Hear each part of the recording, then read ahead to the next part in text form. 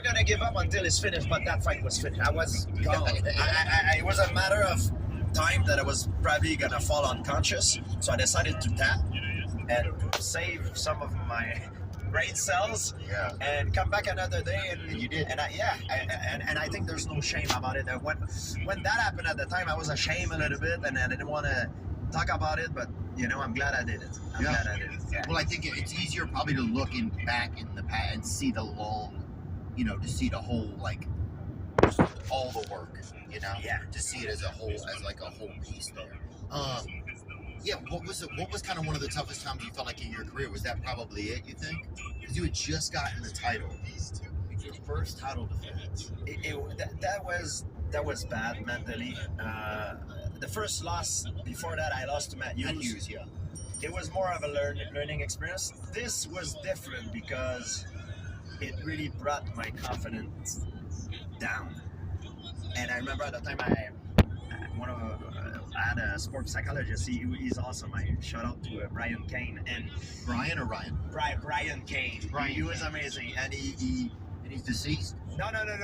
He's still around.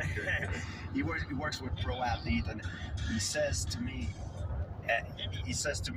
because after the fight, I immediately the only thing I was thinking about is to get back out there and get my revenge, Right. Because I was not proud of my performance. I was like, man, I'm better than this. I'm better than this guy. I want to go back out there and show the world that, my ego wanted to show the world that I am better than this. But the fight that I had was not against Serra. My other fight, I needed to build, to win, have a few more wins before to return for a title shot. So I was not focusing on the right thing. I was focusing on Matt Serra instead of focusing on my next opponent. And that could have been very bad. So what my sports psychologist did to me, he said, George, you're carrying a lot of brick. And I didn't know what it meant at the time, so he made me carry a brick. He made me write the name of Serra with clay. And he made me carry that brick in my training bag. And every day I was going to train with that freaking brick. And in TriStar, you have to go up the stairs, and it's not a pleasant walk to go to the gym. It's kind of a training of itself.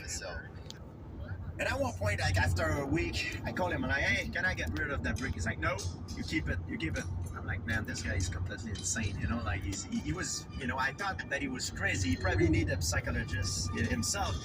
So I kept carrying the brick, and the week before my fight with I think it was Josh Koscheck, that I was trying to get back to a title shot. I was like, man, I can't deal with this shit anymore. Can I throw that brick out? He's like, okay, I'm coming, wait. So I went to where the Saint Laurent River is. I threw it, I grab it, and I threw it in the water.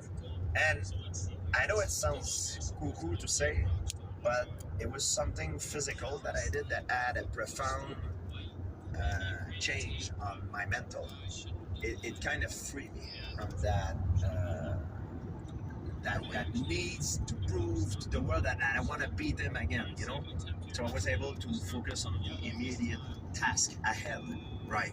Yeah, because sometimes that desire, it's a blind desire, almost like I need to prove, and it's not, it's powerful, but it's not effective because it's not calculated.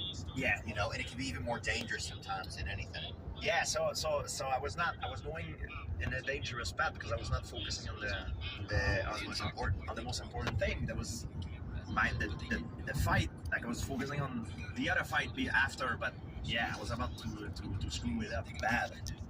I know whenever you retired,